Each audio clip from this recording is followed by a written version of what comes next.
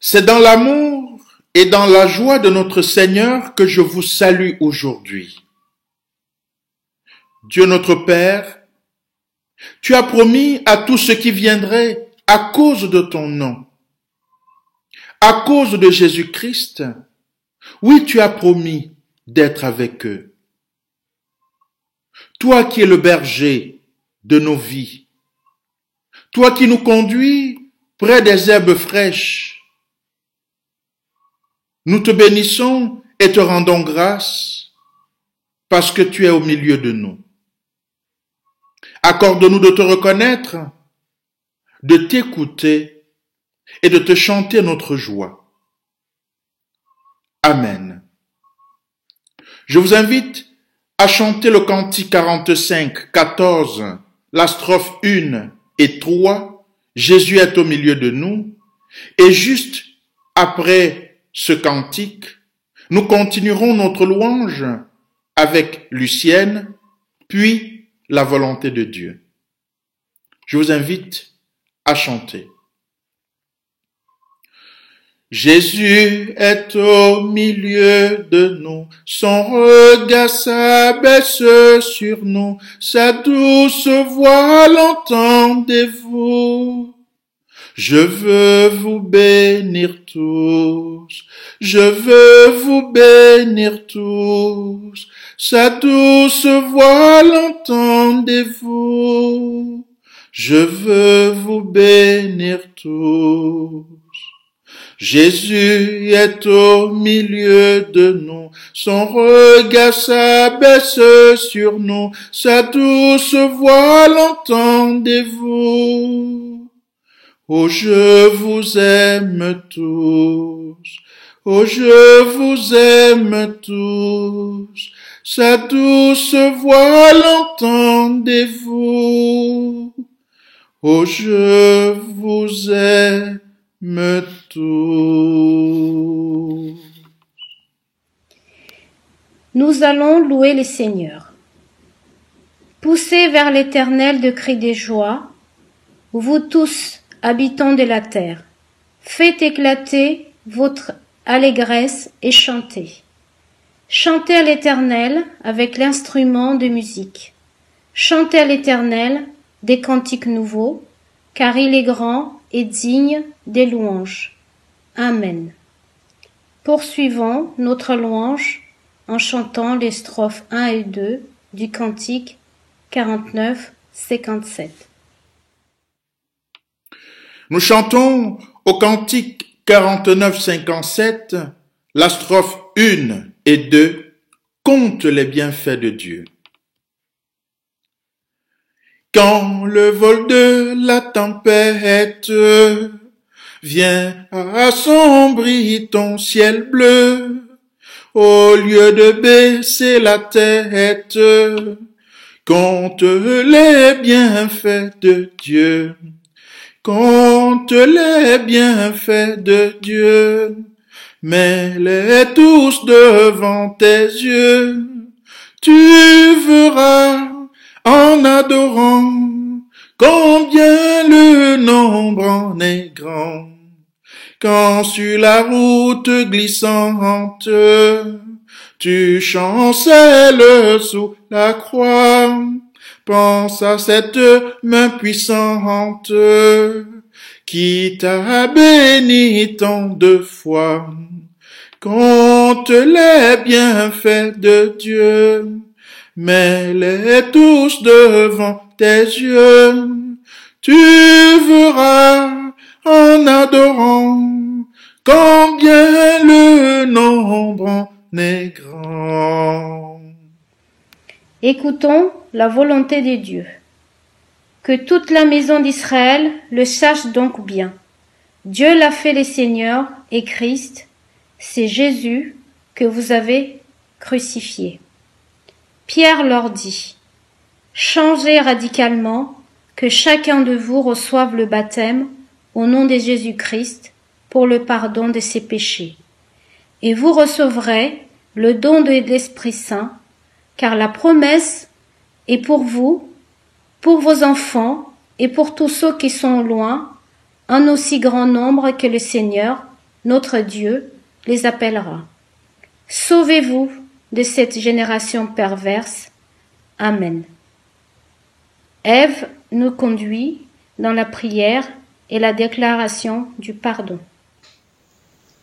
Je vous invite à la prière. Seigneur Dieu en Jésus-Christ, c'est vers toi que s'élève notre action de grâce. Ton peuple rassemblé te loue pour tous tes bienfaits. Il t'a plu de créer le monde pour y manifester ta gloire. Il t'a plu d'avoir un partenaire humain pour témoigner ta grandeur et ta magnificence. Après avoir célébré la victoire de ton Fils sur la mort, encourage-nous à tenir ferme jusqu'au bout. Ton peuple appelé ici et ailleurs t'apporte son fardeau. L'écrasant poids de nos cœurs et de la communauté, la fragilité et la précarité de nos vies et de nos biens nous chagrinent. Les multiples restrictions de notre liberté nous désarment. La santé, avec les plus de maux qui la minent, nous plonge dans la doute. L'étouffement de ton évangile de paix, par le matérialisme et les religions utilitaires, trahissent notre faible foi et révèlent notre attitude de démission. Pourtant, Seigneur, tu es le Dieu vivant et agissant qui oriente la destinée et l'histoire. Donne-nous de marcher à ta suite et de nous fixer à tes grâces abondantes. Pardonne-nous nos infidélités multiples envers toi et envers nos semblables. Amen. Et nous chantons « Ô, prends mon âme ». Et nous chantons. Ô, prends mon âme, prends-la, Seigneur, et que ta flamme brûle en mon cœur, que tout mon être vibre pour toi, sois seul mon maître, ô divin roi. Source de vie, de paix, d'amour, vers toi je crie, la nuit, le jour. Entends ma plainte, sois mon soutien, calme ma crainte, toi mon seul bien. Dieu mal perfide, oh garde-moi, viens, sois mon guide, chef de ma foi. Quand la nuit voile tout à mes yeux, sois mon étoile, brille des cieux. Source de vie, de paix, d'amour, vers toi je crie, la nuit, le jour. Entends ma plainte, sois mon soutien, calme ma crainte, toi mon seul bien. Recevons l'annonce du pardon. Par ton évangile, quelque chose se ferme pour que s'ouvre l'infini. Si tu nous dépossèdes, c'est pour nous ouvrir à l'abondance. Par ton évangile, nous sommes les heureux dépouillés de nos encombrements. Notre soif est pleine comme une outre que tu gonfles de ton eau. Le manque est converti en partage, les mots en silence et la parole en mots. Par ton évangile, l'absence révèle la présence. Nos écarts nous font converger vers le cœur. Si tu t'éloignes, c'est pour nous rejoindre ailleurs et nous bénir encore d'un déplacement nouveau. Par ton évangile, la mort est convertie en naissance, l'incarnation fait de nos corps des maisons d'éternité et de ce qui dort enfin frémit sous la voix du ressuscité. Amen. Et nous chantons la strophe 3, Voici l'aurore. Voici l'aurore d'un jour nouveau, le ciel se dore de feux plus beaux. Jésus s'apprête pour pourquoi gémir? Levons nos têtes, il va venir. Source de vie, de paix, d'amour, vers toi je crie, la nuit, le jour. Entends ma plainte, sois mon soutien, calme ma crainte, toi mon seul bien. Frères et sœurs, nous lirons 2 extraits de texte ce matin. Nous lirons dans l'épître de Pierre, la première épître de Pierre au chapitre 2, les versets 20 à 25, et c'est Jean-Louis qui nous conduit dans la lecture. Puis nous lirons l'évangile selon Jean au chapitre 10, les versets 1 à 10, et c'est Philippe Dubroca qui nous conduit dans la lecture. Mais avant, je vous invite à la prière. Prions le Seigneur. Seigneur de toute parole, tu es la vérité, la solidité, la consolation qu'elle apporte. Mets en nous ton esprit pour que ta parole devienne source de vie. Mets en notre bouche des paroles qui consolent et illuminent. Guide notre cœur et notre foi afin que nous soyons toujours à ton service. Viens Seigneur et parle. Nous t'écoutons. Amen. 1 Pierre 2, versets 20 à 25. En effet, quelle gloire y a-t-il à supporter de mauvais traitements pour avoir commis des fautes? Mais si vous supportez la souffrance lorsque vous faites ce qui est bien, c'est une grâce devant Dieu. Et c'est à cela que vous avez été appelés, parce que Christ aussi a souffert pour vous, vous laissant un exemple, afin que vous suiviez ses traces. Lui qui n'a point commis de péché et dans la bouche duquel il ne s'est point trouvé de fraude. Lui qui, injurié, ne rendait point d'injures, maltraité, ne faisait point de menaces, mais s'en remettait à celui qui juge justement. Lui qui a porté lui-même nos péchés en son cœur sur le bois, afin que, morts au péché, nous vivions pour la justice. Lui pour les meurtrissures duquel vous avez été guéris. Car vous étiez comme des brebis errantes, mais maintenant vous êtes retournés vers le pasteur et le gardien de vos âmes. Amen. Évangile selon Jean, chapitre 10.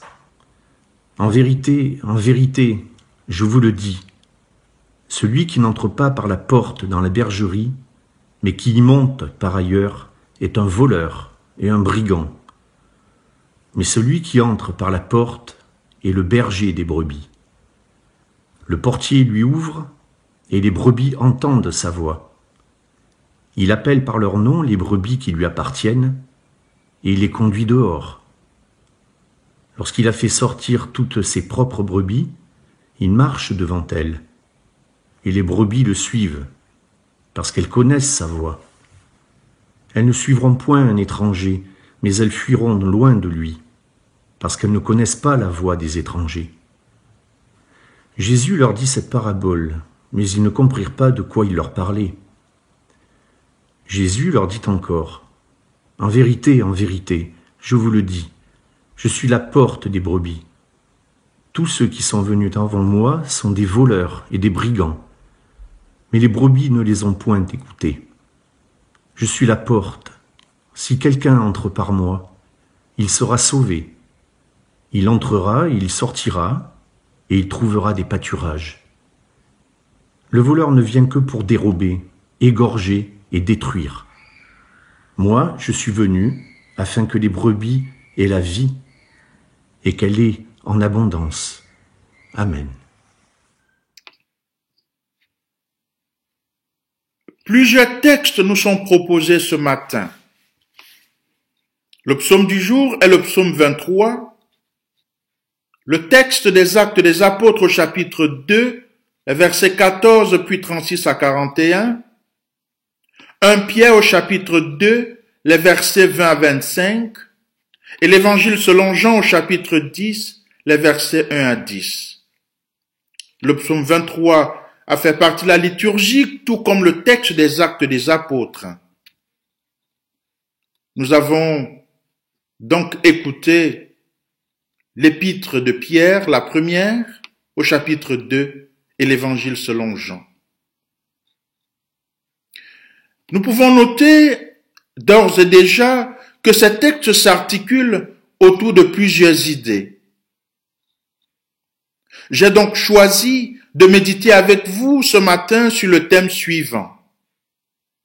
Un enclos avec une porte jamais fermée. Quel paradoxe! Si on posait d'emblée la question banale de savoir à quoi sert une porte, même nos enfants apporteraient une réponse toute simple. Une porte sert à la fermeture d'un local, d'un enclos, d'une voiture. Après la construction d'une maison, on songe à plein de choses. Mais d'abord, on songe aux fenêtres, aux portes. La porte a donc plusieurs fonctions, dont la principale peut être d'ordre sécuritaire. Il s'agit de se protéger contre toute forme d'agression extérieure lorsqu'une porte est fermée. Dans ce sens, une porte peut rester fermée comme elle peut rester ouverte. Une porte peut marquer l'accueil, tout comme elle peut marquer l'exclusion. Fermée, elle permet de se barricader, à l'exemple des disciples à la mort de Jésus, par peur de représailles. Lorsqu'une porte est ouverte, elle peut signifier l'invitation à y entrer, à circuler, l'invitation à communiquer et même à ouvrir son intimité. Gardée en position ouverte, l'on y respire alors un air de liberté d'aller et de venir, même s'il faudra le faire de manière responsable, dans le strict respect de la liberté des autres usagers. Dès qu'une porte est fermée, elle ne laisse aucune issue pour accéder à l'intérieur, à moins de la briser ou de faire intervenir un serrurier. La porte fermée peut aussi dire le refus de toute communication avec qui que ce soit, la fermeture au monde extérieur, le recroquevillement sur soi-même, le renfermement sur soi-même.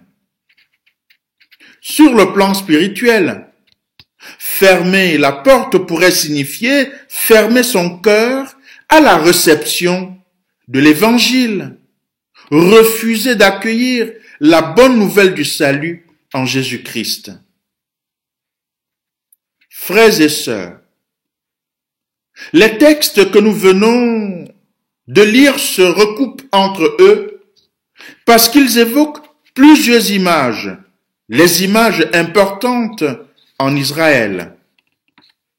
La porte, l'enclos, le berger gardien et les brebis.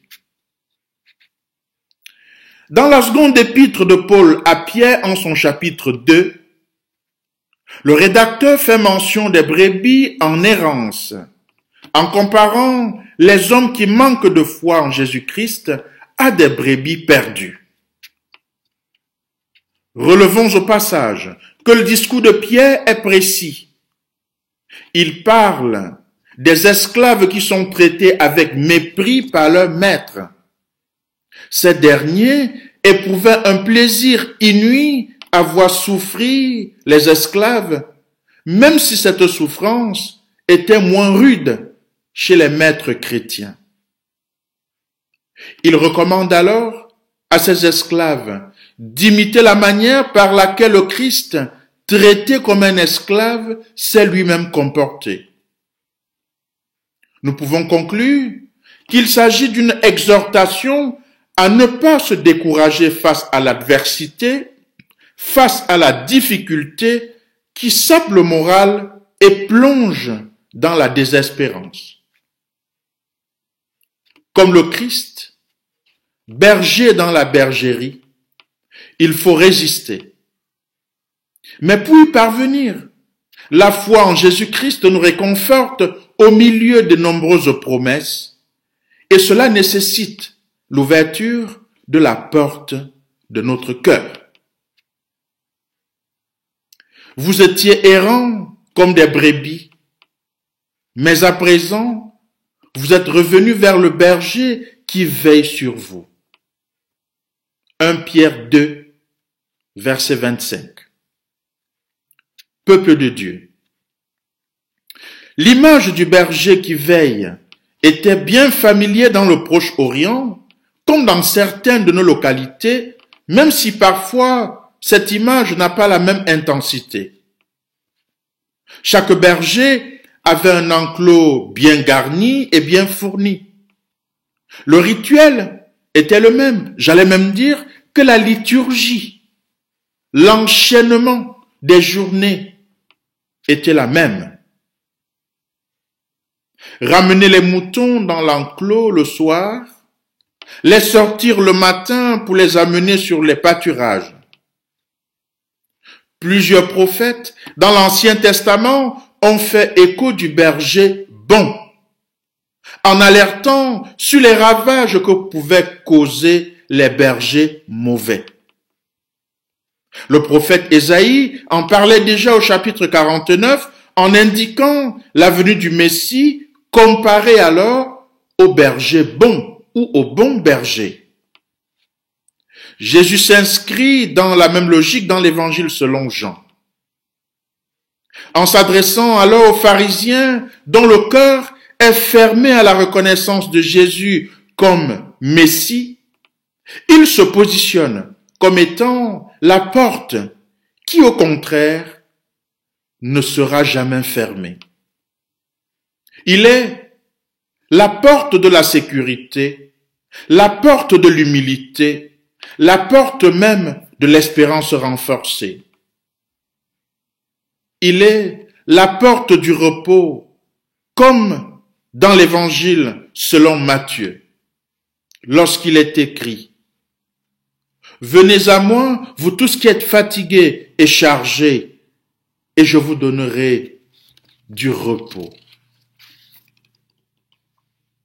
Frères et sœurs, nous pouvons constater que dans un enclos où sont gardées les brebis, le berger veille à la sécurité de ses brebis, pour des raisons parfois économiques.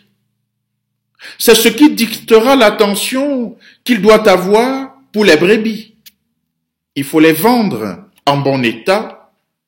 Même s'il faut traire du lait, il faut qu'il soit en bon état. Et ce lait doit être mis en vente pour pouvoir nourrir les uns et les autres. Il y a donc une finalité économique. Si le loup qui surgit est mis en déroute, les brebis alors survivent. Elles ne sont pas décimées, même si elles auront la même issue qu'à la vente. Et cette issue, eh bien, c'est la mort. Elle passera la brebis dans les casseroles, quel que soit le lieu où la brebis sera vendue. En préservant la bergerie de l'attaque du loup, le berger du troupeau trouve son compte. Et il peut envisager alors d'exposer sa vie, de se mettre en danger pour que le troupeau ne soit pas décimé. Cette manière d'agir est tout à fait raisonnable et compréhensible. Cependant, Jésus est-il ce type de berger qui n'a pour seul intérêt que l'intérêt financier? Qu'est-ce qui distingue Jésus, bon berger, des autres bergers ordinaires? En fermant la porte de leur cœur, les pharisiens ne veulent pas voir en Jésus le bon berger capable de faire le bonheur de son peuple, le bon berger qui mène la brebis, le troupeau, près des herbes fraîches, au repos, au calme. Non.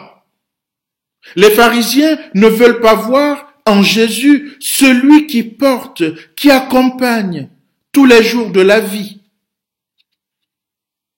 Cela ressemblerait à un discours politique aux allures de revanche, forçant ainsi les pharisiens à se culpabiliser, se considérant à tort ou à raison comme de mauvais bergers.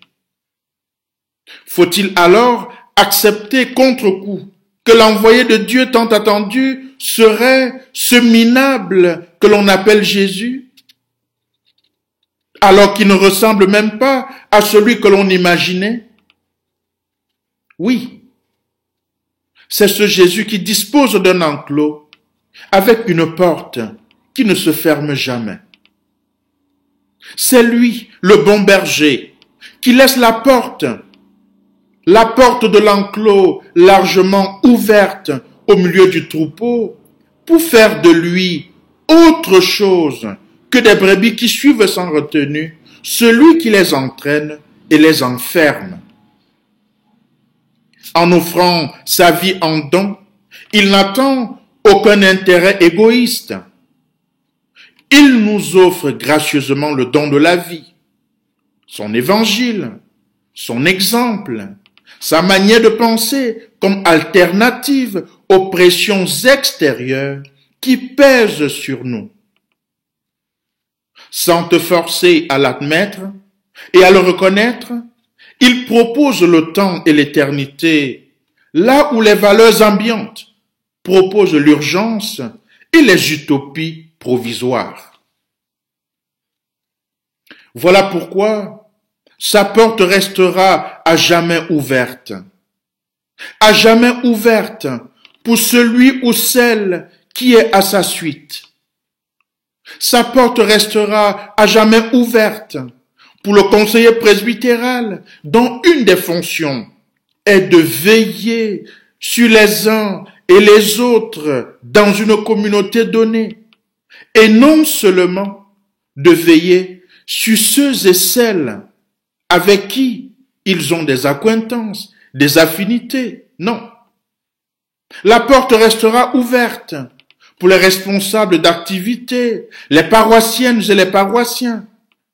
Cette porte reste ouverte pour le pasteur qui, au milieu de tout cela, doit pouvoir faire jouer tous ces musiciens, tous ces artistes qui n'ont parfois pas la même partition.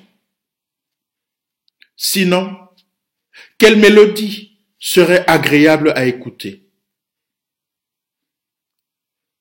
Bien-aimés en Jésus-Christ, dans notre société actuelle, dans notre monde, il est important de discerner les loups qui nous guettent et nous menacent, surtout qu'un loup peut en cacher un autre.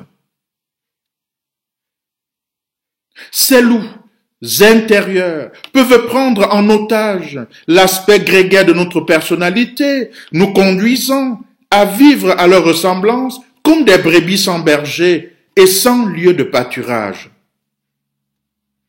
Ces loups séduisants qui rôdent autour de nous et qui nous poussent parfois à perdre notre spécificité de chrétiens et de croyants. Ces loups nous invitent à les suivre pour mieux nous utiliser. Ces loups qui se moquent de notre autonomie et de notre indépendance sont les corollaires de tous les mercenaires qui se donnent des allures de berger. L'objectif étant de te dépouiller, te faire croire que pour le prix de l'immédiateté, de la jouissance, tu dois sacrifier ton existence et ton honneur aux lois du marché, aux lois de la mode, afin de ressembler au modèle que tu dois imiter à tout prix et à tous les prix. Ma sœur, mon frère, les loups et les mercenaires de notre société ne ressemblent aucunement à Jésus, qui, lui, ne nous a jamais invités à vendre notre âme à la consommation et à la pensée unique. S'habiller de la même manière, manger de la même manière et penser de la même manière. À chaque époque correspond alors son lot de mercenaires qui poussent parfois comme des champignons, avec comme objectif la plongée de la race humaine dans des projets globalisants. Les faux bergers du moment, qui parfois utilisent le nom de Dieu pour leur forfait, nous poussent à discriminer certaines personnes pour pouvoir valoriser d'autres en société, dans l'entreprise, dans l'église, dans nos familles. Ce matin, le bon berger qui te conduit près des herbes fraîches, c'est le Christ lui-même. Il convoque ton discernement pour que tu puisses donner un sens à ta vie. Sens qui ne soit pas dicté par la puissance des forces directrices du moment, force que tu connais mieux que moi. Ce bon berger valorise ton existence. Il prend soin de ton passé qui te pèse. Il n'oublie pas ton présent que tu trouves lourd. Il éclaire ton avenir qui apparaît incertain.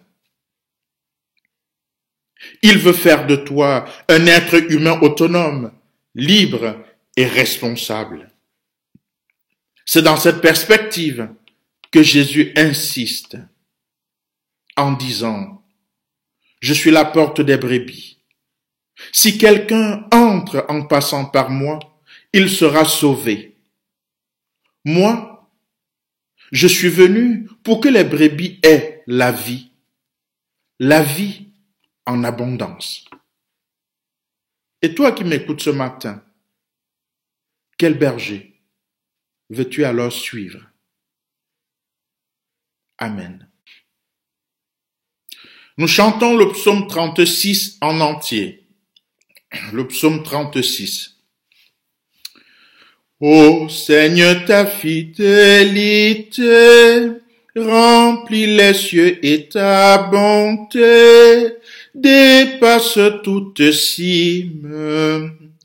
Ta justice est pareille au monde, tes jugements sont plus profonds que le plus grand abîme. De la puissance du néant, tu veux sauver tous les vivants, toute chair, toute race. Les hommes se rassembleront, autour de toi ils trouveront leur paix devant ta face.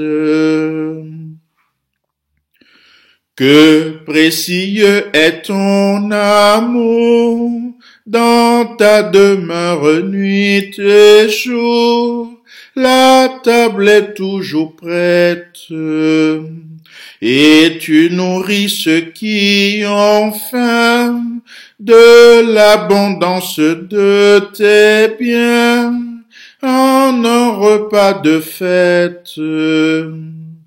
Ta joie est comme un flot puissant, à la fraîcheur de ce torrent, nos cœurs se désaltèrent, la source de vie est en toi. Par ta lumière l'homme voit, triompher la lumière. Maintiens ta grâce aux hommes droits, donne à celui qui vient vers toi l'appui de ta justice. Garde-moi de tomber aux mains de ces méchants, de ces hautains, de peur que je faiblisse.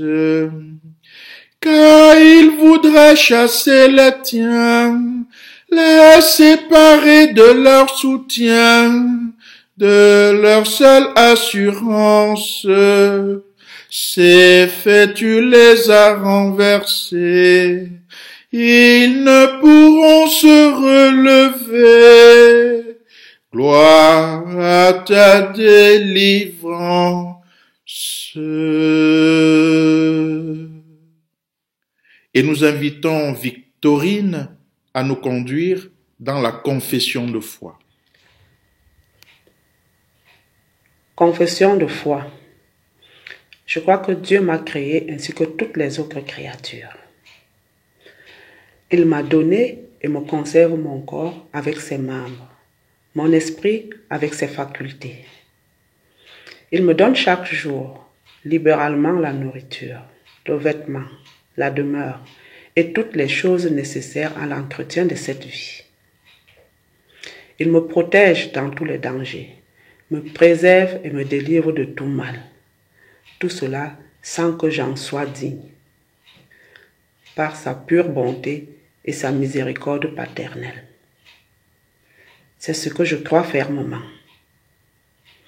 Je crois que Jésus-Christ, vrai Dieu et vrai homme, est mon Seigneur. Il m'a racheté, moi, perdu et condamné, en me délivrant du péché, de la mort et de la puissance du malin. Non point à prix d'or ou d'argent, mais par son sang, par ses souffrances et par sa mort innocente, afin que je lui appartienne pour toujours et que je vive d'une vie nouvelle comme lui-même qui, ressuscité des morts, vit et règne éternellement. C'est ce que je crois fermement. Je crois que le Saint-Esprit m'appelle à l'Évangile, m'éclaire de ses dons et me sanctifie. Qu'il me maintient en l'unité de la vraie foi dans l'Église qu'il assemble de jour en jour. C'est lui aussi qui me remet pleinement mes péchés, ainsi qu'à tous les croyants. C'est lui qui, au dernier jour, me ressuscitera avec tous les morts et me donnera la vie éternelle en Jésus-Christ. C'est ce que je crois fermement. Amen.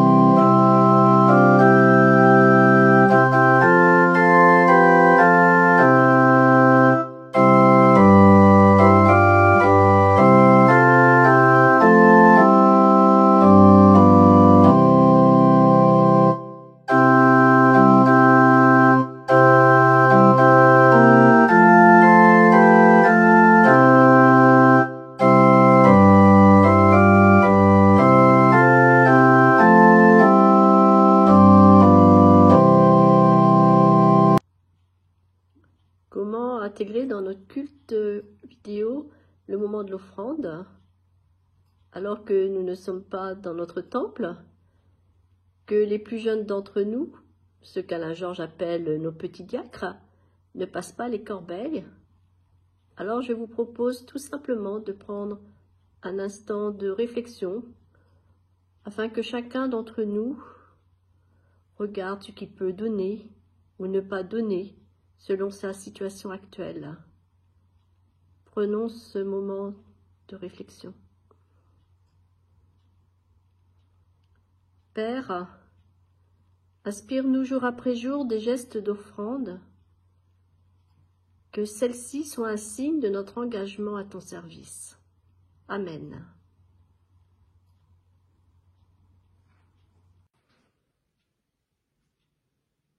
Merci à chacun d'entre vous d'avoir rejoint ce culte. Soyez les bienvenus, que vous soyez membre de notre communauté ou que vous ayez découvert ce culte via les réseaux sociaux ou via le site internet de notre Église. Un merci particulier à ceux qui ont participé à l'élaboration de ce culte, soit par une lecture d'un texte liturgique, soit par une lecture du texte biblique, et un merci tout particulier à notre pasteur Alain Georges qui a préparé le culte et qui nous a offert sa prédication. Merci à Marie-France qui a compilé les interventions de chacun. Cette semaine, pas d'annonce spécifique hormis un souci financier puisque la tondeuse du jardin de notre presbytère a rendu l'âme cette semaine et nous étudions pour en acheter une nouvelle. Donc, dans votre réflexion sur votre contribution à notre communauté, n'hésitez pas à porter ce souci financier dans votre cœur et à nous aider. Le bureau du Conseil presbytéral se réunira cette semaine via une audioconférence. Les membres du bureau seront invités par un mail et je donnerai le jour même les informations téléphoniques pour rejoindre l'audioconférence. Je laisse maintenant la parole à notre animatrice jeunesse, Marie-France, car il y a quelque chose qui se prépare en ce moment vis-à-vis de la jeunesse. Bon dimanche à tous et prenons soin les uns des autres. Merci. Bonjour à tous. Comme vous le savez, depuis le confinement, nous n'avons pas pu regrouper nos jeunes pour l'école biblique, la catéchèse ou l'éveil biblique. Alors nous sommes heureux de vous proposer dimanche prochain une formule un peu spéciale pour ce temps de confinement. Donc pour les plus petits de l'éveil biblique et pour certains enfants encore trop jeunes de l'école biblique, un kit sera envoyé dans la semaine aux parents afin qu'ils réalisent un temps d'école biblique directement avec eux à la maison. Et pour les plus grands de l'école biblique ainsi que les catés, nous aurons 2 sessions en visioconférence, donc une avec moi et une avec François et Alain Georges. Voilà, je suis heureuse de vous retrouver les enfants dimanche prochain, même si c'est derrière une caméra. Prenez soin de vous et prenez soin de vos parents. Bon dimanche. Prions. Seigneur Dieu notre Père, en ce moment où tu nous rassembles en communauté d'amour et de grâce, malgré les distances qui nous séparent, nous venons à toi et te demandons d'écouter notre prière. Nous te présentons maintenant les autres, les veuves, les orphelins, les prisonniers, ceux et celles qui souffrent d'une manière ou d'une autre. Assiste-les dans leur solitude. Prends soin des futures mères, soulage leur douleur et protège leurs enfants. Nous te prions pour les malades, le personnel soignant, les transporteurs et les salariés en activité ou non. Inspire-nous l'offrande d'une présence. Nous te prions pour celles et ceux qui exercent l'autorité dans le monde. Donne à chacun de nous d'assumer ses responsabilités. Nous te prions pour l'Église, ses serviteurs même à la retraite, ses activités. Et comme Jésus l'a enseigné à ses disciples, ensemble nous te disons, Notre Père qui es aux cieux, que ton nom soit sanctifié, que ton règne vienne, que ta volonté soit faite sur la terre comme au ciel. Donne-nous aujourd'hui notre pain de ce jour. Pardonne-nous nos offenses, comme nous pardonnons aussi à ceux qui nous ont offensés. Et ne nous laisse pas entrer en tentation, mais délivre-nous du mal. Car c'est à toi qu'appartiennent le règne, la puissance et la gloire, au siècle des siècles. Amen.